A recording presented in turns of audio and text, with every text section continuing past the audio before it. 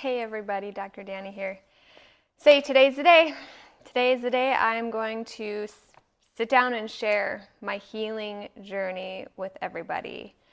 It's been something I've been wanting to do for quite some time.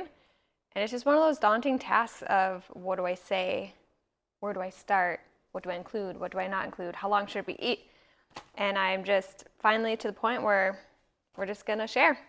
So actually, I was just going through some notes that I had taken. This was once I started feeling better, but I wanted to try to remember some things because here's the thing. When all my symptoms started happening, it's not like I started documenting like, hey, I'm going through this healing journey. Hey, look at me, I'm really sick. Hey, look at these symptoms. It's just, you just don't do that. The only thing I was concerned with was getting through every minute to minute, every day to every day. So here's my story. Where to start? I graduated naturopathic medical school December of 2019. We'll start there. And I was studying for boards in January. Now, I had a child in the middle of medical school, so things were a little bit crazier on top of med school, throwing a baby. But, I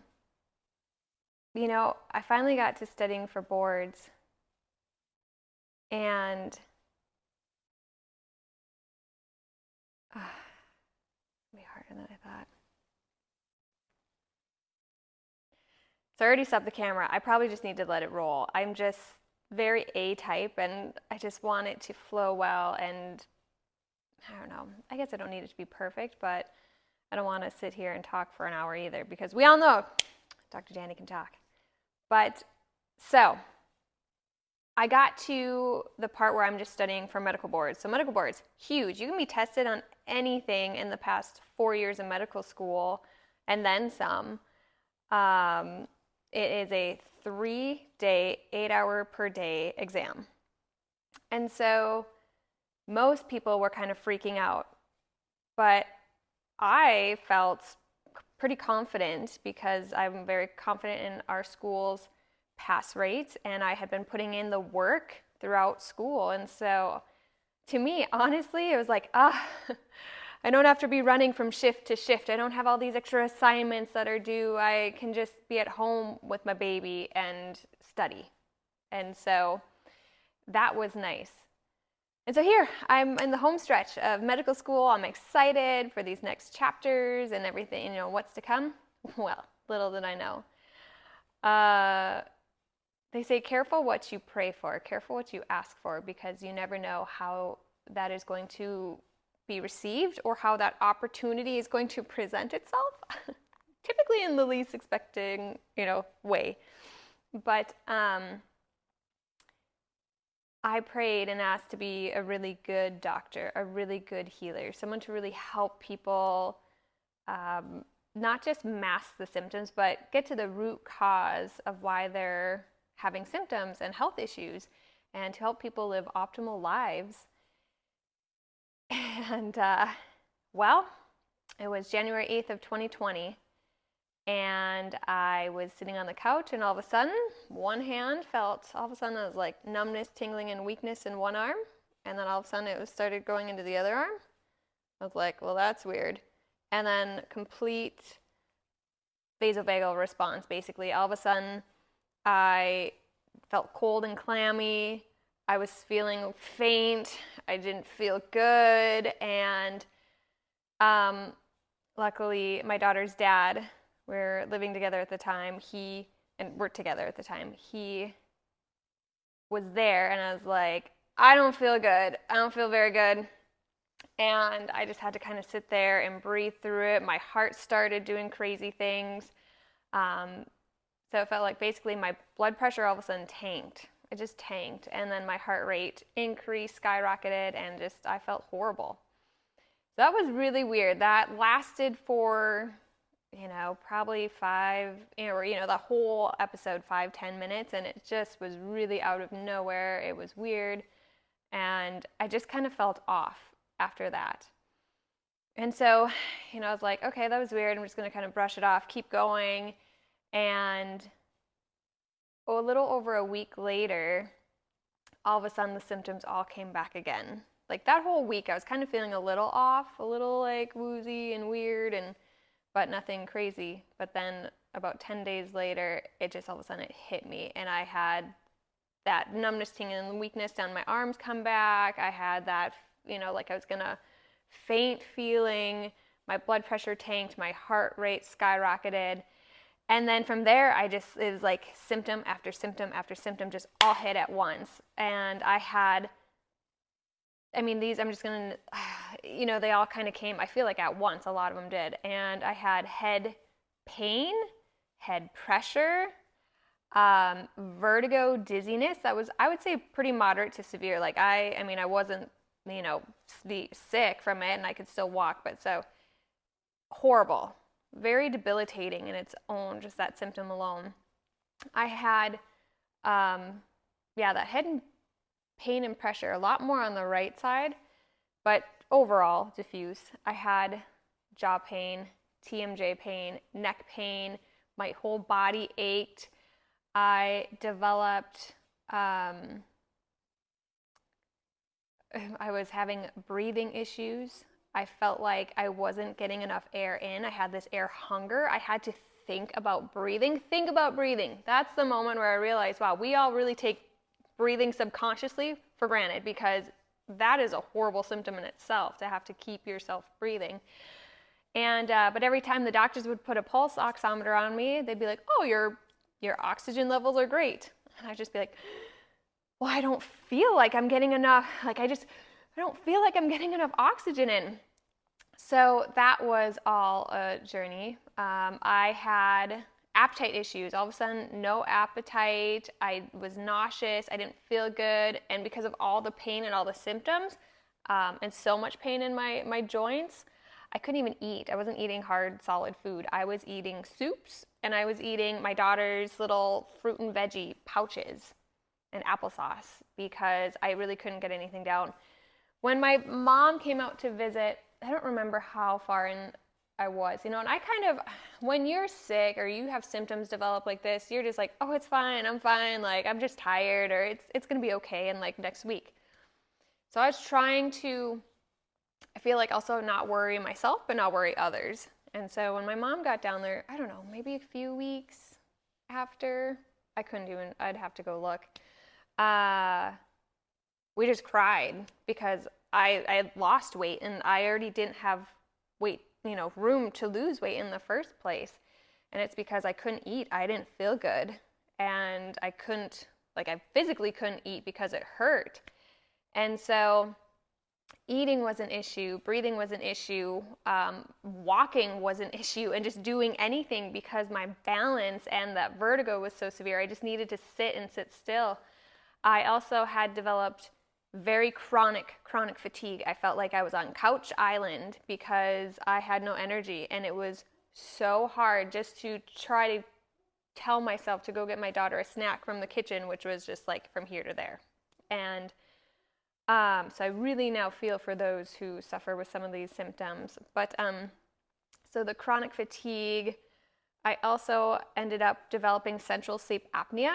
So that one was pretty scary, because it was crazy. I'd be suffering through all these horrible symptoms during the day and just wanting to go to sleep, and so tired and just wanted to just like pass out. But then I also had insomnia, my poor adrenal glands were just toasted.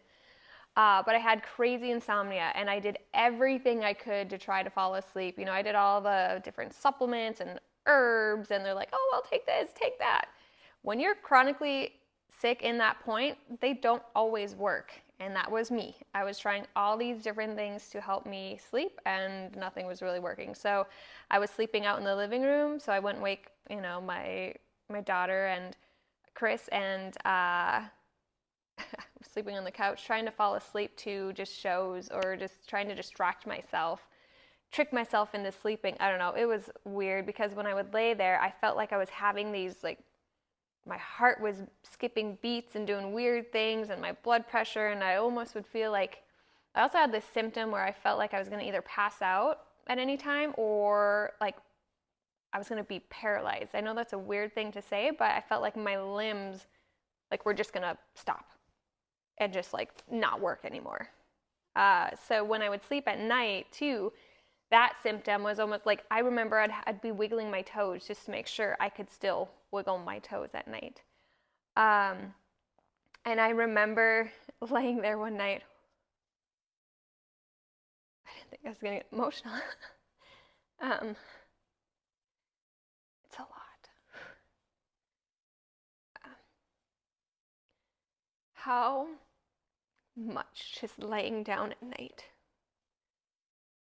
and not having a symptom, or just being able to like take a deep breath and relax and just lay down at night. How good that feels until it's taken away from you. Because I remember thinking that I just wanted to get to the point where I could lay down and feel good. I didn't care about the other symptoms. I just wanted to lay down and feel good and be able to sleep. So, all right, let that one go. Whew. But I remember that moment, that specific night. I was crying and I was so upset. I just wanted to feel better. I just wanted to go to sleep. My symptoms were so annoying, and it's nonstop. It's not like you really get a break from them. It's not like you can just turn them on and off. I couldn't. I had nothing that could help me at that moment. And so, yeah, we really don't realize the little blessings that we have in our lives. If you're able to just put your head on your pillow and just relax and not have anything else crazy going on. And then the central sleep apnea was scary on top of that. So I would try to fall asleep. I would pass out and I would wake up and like sit up and gasp. And it was so bad. I remember Chris one night asking, like, are you okay? Are you doing that on, I know he didn't mean it, but like, are you doing that on purpose or what's going on? And I was crying and I told him, like, I can't sleep and I keep waking up gasping. So he put a pulse oximeter on me and videoed it. And he said, I just stopped breathing. And all of a sudden he watched my oxygen levels just start tanking pretty quickly before it reached a certain point.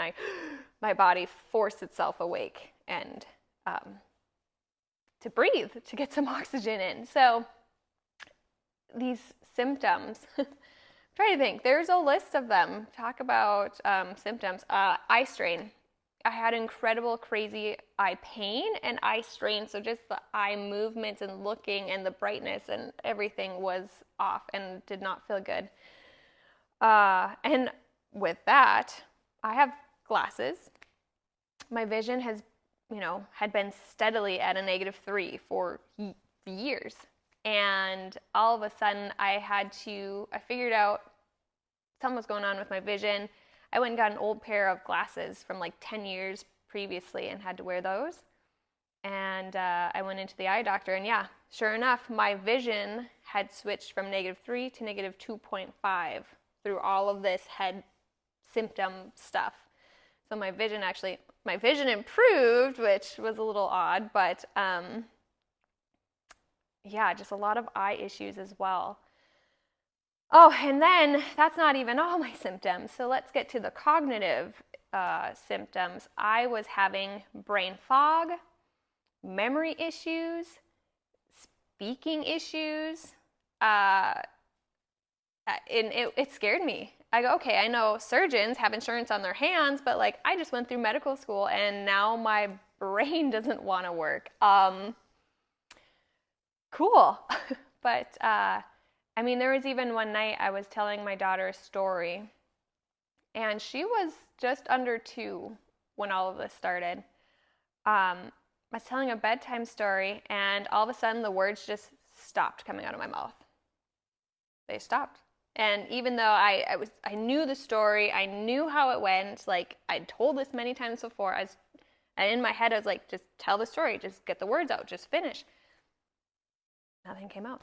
It's like I couldn't, it's like my brain was like freaking out and having a spaz attack, and it just couldn't get the story out. And so I was having, cognitive issues, and even having conversations with people was very difficult. I know that the 4th of July that year is when some of my family members really realized, they're like, oh, normally I would be out there playing all the yard games and fun games that we'd be doing.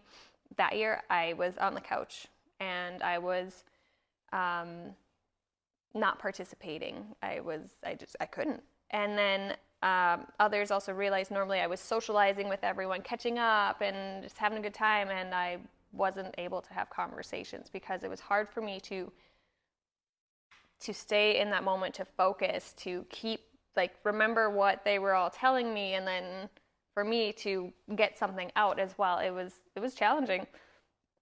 A very weird experience to go through, that's for sure. And then we didn't even get to my heart stuff. So prior to all of this happening, I had already done some doctoring with a cardiologist. I had already worn a Holter monitor before. I had been previously diagnosed with SVT, PACs, PVCs, and a mitral valve prolapse, which after going through naturopathic school and doing a lot of alternative and holistic treatments and switching how I ate and supplements, those symptoms were all pretty much gone. And my cardiologist even took the mitral valve prolapse diagnosis away. He said I no longer had a mitral valve prolapse. So that's just a little backstory on cardiology. So I already had doctored through some cardiology before, and I had gotten to a really good place where I pretty much healed through all that. Well, during this, my heart was doing irregular beats, irregular rhythms. It was kind of just doing its own thing. And so, when I went to the ER, it was 10 days after that initial incident. They did blood work, and, your blood work looks great. It doesn't look like anything crazy's off. It's something's wrong. And then they finally were able to get me hooked up to get me in my own room area and hook me up to a monitor, and they could see the heart was doing crazy things. Someone had to help walk me to the bathroom because my vertigo and balance was so bad. And it's crazy. So then they recommended in the ER an MRI of my brain to see if it was coming from the neurological aspect. And when you come out of the MRI and they're like, sorry, it took a little bit longer. We wanted to run one more sequence. Right there, you're like, okay, that's, what are we looking for? What kind did you guys see? Anyways, they did find some, they're called T2 hyperintensity lesions, and they're just some lesions that were found in my brain. And there's different things that can cause it, including different injuries, pathogens, vascular things going on, without getting into too much of it. But anyways, there's you need to see a neurologist. I was like, okay, great. Can I see one right now? And they're like, no, you have to go see your PCP, get a referral, and then get into the neurologist. And I was like, I need to see a neurologist a week ago. So luckily, I knew my PCP, had a really good relationship with her, called her, was able to get in and get that referral out ASAP. And so, which was great. I was like, okay, on the right track, just trying to get through and do all the things. And then, so I'm like, okay, got the neurologist's office, call the office. I'm like, yeah, I really need to see the neurologist. I have a referral. When's your next? I'll take the next available. She's like, our next available is April, blah, blah, blah, blah, blah. I'm like, excuse me, it sounded like you said April. It's January. January. She's like, yeah, our next opening is April. I'm like, I can't wait that long. I don't know if I will make it. I don't know if I'm going to make it that long. I need to see a neurologist ASAP. So this was my introduction to what patients with symptoms and serious illnesses can go through with our medical system. I mean, it's wonderful that we have it, but also it has its hiccups as well. And so I called. Well, first I was also looking at other neurology offices, but if you want to go to a different neurology office, then you have to go back to your PCP and they have to make a new referral to that neurologist. And then anyways, it's a whole lot of steps. So I just called every day. I called every day and I asked if there were any cancellations or any movement on the wait list. Basically, if there were any cancellations, because at that point, I was just surviving from day to day. I was not working. I had no plans to be out of town. Like, I was on the couch every day. And so I called every day and I finally was able to get in to see the neurologist. So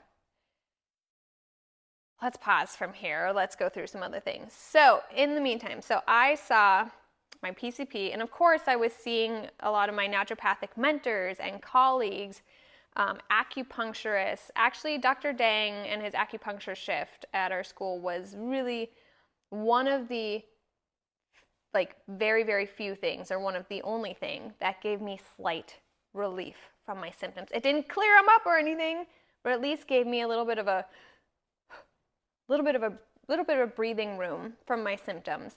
And so I was very grateful to have found that tool. And even though it wasn't moving the needle like I needed it to, when you're dealing with severe symptoms in that constant state, any type of relief is insanely welcomed and worth every single penny. So I was doing acupuncture, I was going to my chiropractor, I was working on getting some of the emotional, mental, spiritual side with some NET done. I was getting pranic and Reiki done. I had done some FSM treatments. I saw every single specialist. Lucky me. Every single specialist. I ended up seeing 5 different neurologists. And yeah, some at Barrow Neurology down here in Phoenix, one of the top neuro places. And one of the main neurologists, he was so kind, and I was just asking, begging him.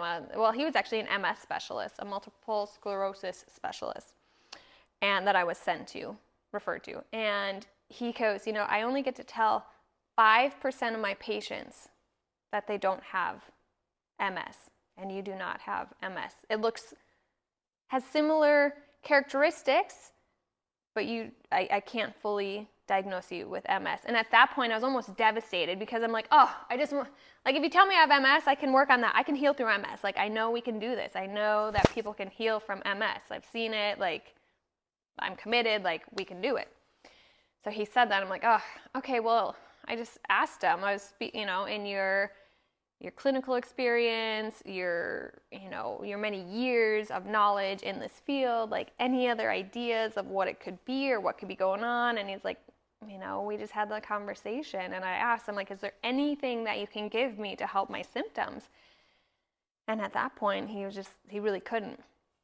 So once again, very devastated that, I'm seeing all these experts and just hitting a dead end after dead end. At least my endocrinologist, we did the blood work, we did all the things, and comes in and goes, well, your blood work looks great, but, how's your stress at home? Should we schedule an appointment with our counselor? I was like, I don't see anything wrong with counselors, but I was like, I'm pretty good. I'm stressed because I got these symptoms going on. But basically was having the conversation and insinuating that it was all in my head. Because I was young, I looked fine and healthy. I actually would have people, I remember this sweet girl from my school. She graduated the class above me or 2. So kind, biggest heart. And one day she's like, oh, you look so great. You look so good. And it was so sweet to give me some compliments. But she didn't know. Little did she know I was about to pass out as I was standing there, or felt like it. And so yeah, it was tough because a lot of my symptoms were internal. I really didn't have many external symptoms unless you really knew the situation. Noticed I was losing weight, noticing my hair and my nails were taking a hit. That was, down the road. The sleep apnea, that was something that only Chris got to see. And luckily that symptom calmed down after about 2 to 3 weeks. Thank goodness. But long story, really long story, I'm trying to shorten it, but long story short, I went through a lot. I had a lot of symptoms, and I could be forgetting some, honestly. I probably will be done with this, and I'm like, oh yeah, I forgot about this, this, and this. But I've talked about, I think, a lot of the main ones, and seeing all these docs, and I was so blessed to have so many amazing people on my team. I mean, and in my corner, there were docs when, I remember my neck and my joints were in so much pain that my colleague, chiropractor friend, shout out to Dr. Boss, he was just like, I don't have an opening today, but come during my lunch break. And he saw me during his lunch break, and I was in tears, and and then Dr. Zan Simonson, I was getting an ozone IV and just was responding really rough to ozone, which most people feel great after ozone and have really, really great treatments and awesome treatments. I was struggling to the point to where she stayed, we had to stay after work for 2-3 hours. I don't even know. I couldn't tell you. I was so out of it. I had so many of my friends also driving me to appointments. So that's the other thing. When you're sick, it's appointment to appointment to appointment, and then that's all. You have appointments scheduled, hopefully treatment scheduled.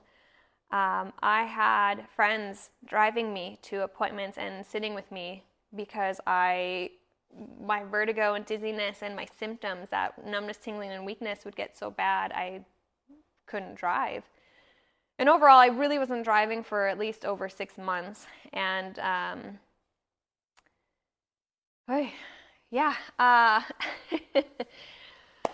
and then I went home in June. I was able to get driven back to Minnesota. I couldn't get on an airplane. My symptoms were so crazy, and even driving was horrible. Oh, another symptom I had, major anxiety. Major anxiety came up through all of this, anxiety that I never had before. And that was odd as well. But even the drive back up, I was very nervous not to be close to a hospital because my symptoms, they were so weird. And I'm like, is my heart just gonna do a funky weird thing, or am I just gonna stop moving? Because I felt that numbness and weakness. It just didn't love it. But got back up to Minnesota, and I went to see a doc who was doing Dr. Gus Kabish, who's doing a very unique frequency modality in the middle of nowhere, Minnesota. And I saw him. My youngest brother actually drove me to the appointment. So like I said, I wasn't driving, and I luckily had these incredible people to help me through all of this. My brother drove me, and Dr. Gus had found a virus had gotten into the brain and was wreaking havoc on the entire nervous system, which to me, I was like, oh, without me even really having to tell him anything, I was like, oh, yeah, that's what my cardiologist and myself and my mentor naturopathic doctor have been talking about, because so many other systems were involved, and the nervous system controls all of them. And just a lot of my symptoms were very nervous system symptoms. Wow, that's a tongue twister. And so I finally felt like that was the piece, and so made a customized treatment for me, and I started that. Now, as much as I wish that these treatments, they're instant, that's not always how it works. And so that took time. And at the same time, I also started doing Anthony Williams' 369 Advanced Cleanse. That's when I started those as well. those were the two things I did over the summer. And then thank goodness my parents, and they're incredible. I'm so very, very, very blessed to have such amazing parents. They helped through the summer. They helped with my daughter and my aunt. I have an aunt that's is retired and spends her summers with us, and she also was there to help too. But they would help me with my meal prepping. So I was trying to do these cleanses, but when you're so sick and have these symptoms and don't feel good, and then you have this 2-year-old on top of it, it can be challenging. So I'm very grateful for all the help and support that I was able to have during that time. And so from there, we noticed some small shifts in the right direction later that August. Which that's with Dr. Gus Kobush's treatments, which now I do those as well. I specialize in those as well. We usually see patients seeing little shifts about two months in. And so then from there, I slowly, with the customized frequency drops, with the major shift in eating. Even as a naturopathic doc, I shifted from some of the things that are considered healthy in the naturopathic world. I shifted to a different form, I guess, style of eating, different category. When you're chronically sick and you're trying to just either detox or support different organs and organ systems. And I say those were two of the huge pieces of the puzzle. They really started moving the needle. And then I also was working on the mental, emotional, spiritual side of things. Like I said, with modalities out there like neuroemotional technique, NET, pranic healing, Reiki. There's a lot of different ones out there. And I feel like for me, those were some of the biggest needle movers. And then, of course, I was also taking different supplements to also help support my body in different ways. So those are the things that I did. And let me tell you, healing is not linear. It is not linear at all, as much as I really wish it would be. It's like 2 steps forward, 3 steps back, 1 step forward, 3 steps back, 4 steps forward, 1 step back. Like, there'd be times where you're feeling like you're moving forward, and then all of a sudden you just get your butt whooped, and you're just like, oh my gosh, what did I do? What did I eat? Did I not sleep enough? Like, you're just like, what was I around? What was I exposed to? Because when you're that sick, you are so sensitive. That's another thing, that when I was sick, like, I remember being in my best friend's car, and I had to like chuck her car freshener out. Well, I didn't, but like I wanted to, but I had to get out and like throw it away or chuck it in the back. I don't remember what I did, because the fragrances were so potent and overwhelming, and it'd make the symptoms worse. Another thing that made my symptoms worse, this is one that I never knew of. It just was an observation. I was having so many tests done, imaging and blood work.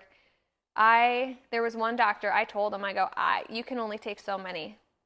I do not feel good. My symptoms get worse after blood draws. Yep, my symptoms would get worse after blood draws. So I'd have to do that in stages as well.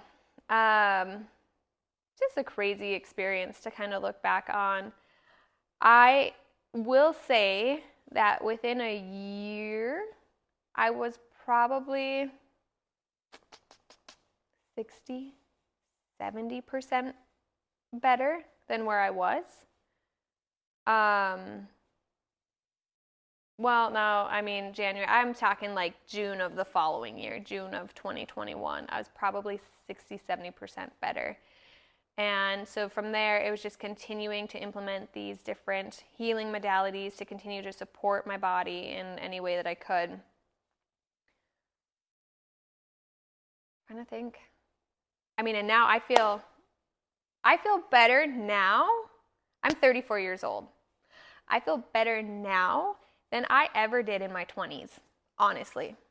And I still am trying to get more energy, trying to get the most energy that I can. But yeah, I had a lot of, smaller things growing up and going into my 20s, but now that I'm in my 30s, I feel like I have healed through so many symptoms because when I went through this chronic mysterious illness, my goal was not just to mask things. My goal was to heal. And through healing and coming through that, I also healed a lot of other issues because I was supporting my body. I was detoxing it. I was supporting it with a ton of good nutrients. And yeah, it's pretty incredible. I think I feel like that's my healing journey. And now I'm here. I'm here getting to not only do, how do I say this? I feel like part of that initial prayer has been answered. I am a much better doctor because of what I went through. I've gone through the ringers. I've been told, there's nothing more we can do, or we don't know what's going on, or I've been like dropped through the cracks. The medical system, you see everyone and then they're all just like, go see this one. Nope, go over there, go over here. And then unless you're advocating for yourself, nobody reaches out. So it was a journey of, trying to figure out the puzzle pieces that I needed to solve my puzzle. And just being able to really empathize with patients and understand that when they tell me a symptom, I don't look at them like they're crazy. I look at them and I say, please tell me more about this, because then I can use my critical thinking skills to try to figure out what the body's trying to tell us, what's going on. And I feel like I'm a walking testimony too, that healing's not easy. I'll be the first one to say, it was not easy. It's not easy. It's not. But I'll also be the first to say it's 1,000% worth it. It's worth putting in that time and the effort and sticking with it. So I'm very grateful every single day to be on this side of healing. And now my goal in life is just to help others, whether it's me helping them in person or me helping get them like a message out of maybe something they haven't tried yet, or maybe something they can try, or getting different testimonials out. I would like to do that more with my social media, is to get more information out, get testimonials out, give people hope and empowerment, and trust that their bodies can heal. And yeah, maybe one day I'll come on and I'll do a live, or we can do some Q&A session about all of this. But for now, I think I have definitely talked for plenty. But yeah, thank you for listening, and I hope that my story can help inspire and even help someone one day. And I'm here for you. I'm cheering you on. And let me be the first to say your body is absolutely incredible, has this beautiful innate ability to heal and want to heal. And we just have to figure out those puzzle pieces sometimes. So, all right, everyone, many blessings. Everyone have a glorious day.